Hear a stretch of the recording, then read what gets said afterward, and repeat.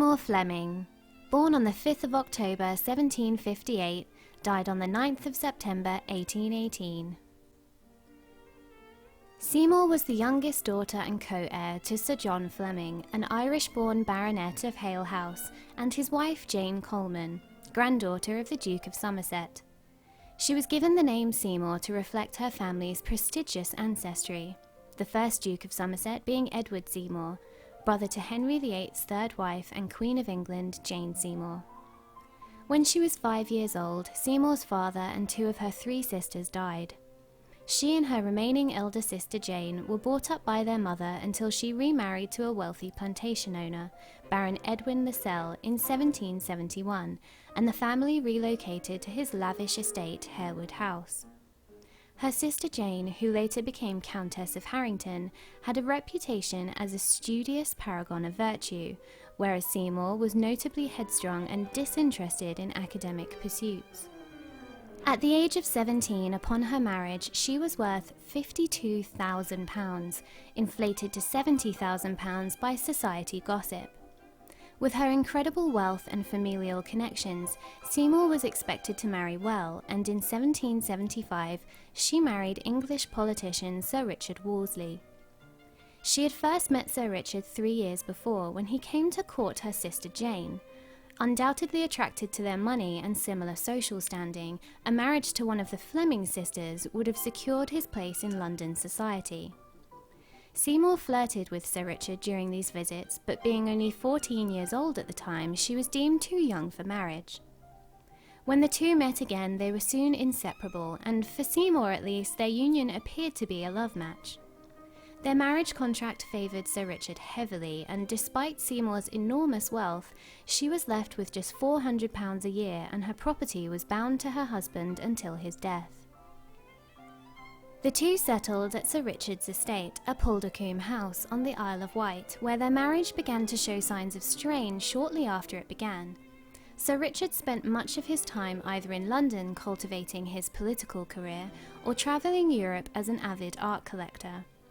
During her long periods of solitude, Seymour became a part of the Devonshire set, a group of socialites and aristocrats spearheaded by Georgiana Cavendish, Duchess of Devonshire.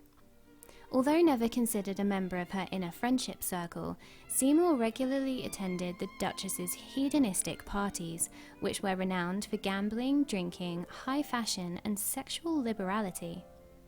She and Sir Richard had one legitimate child together, a son, Robert Edwin.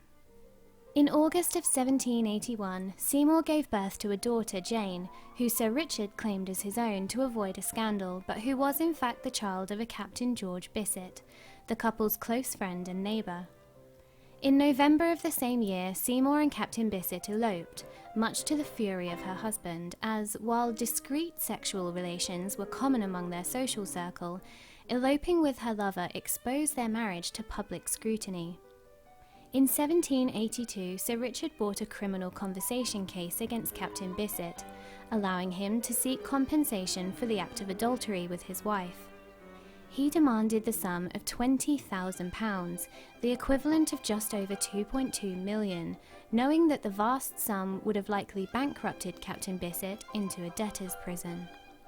In order to ensure that he did not have to pay full damages, Seymour sacrificed her reputation and persuaded some of her alleged 27 past lovers to testify that Sir Richard not only encouraged but instigated the adultery for his own voyeuristic pleasure.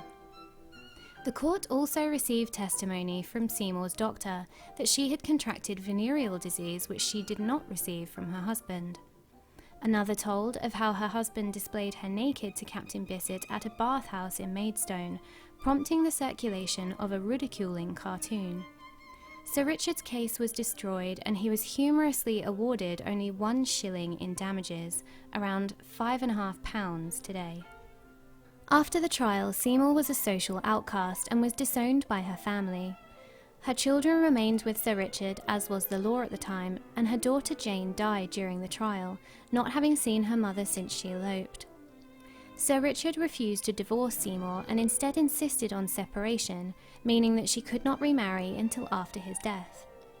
This also meant that she could not give Captain Bisset a legitimate heir, and in 1783 he left her.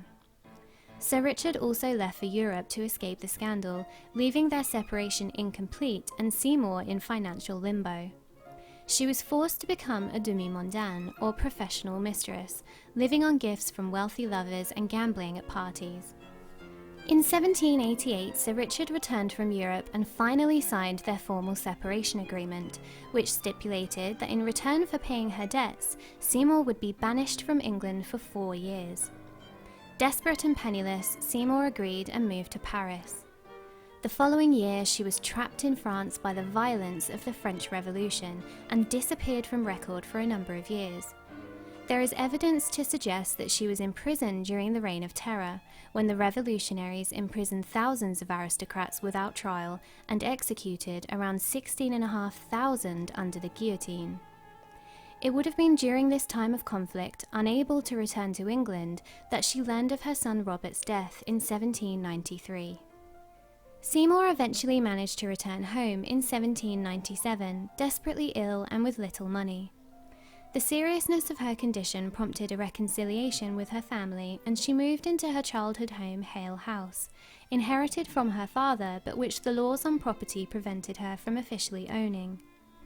Sir Richard died in 1805 of internal bleeding, and without an heir, all of Seymour's wealth and property reverted back to her.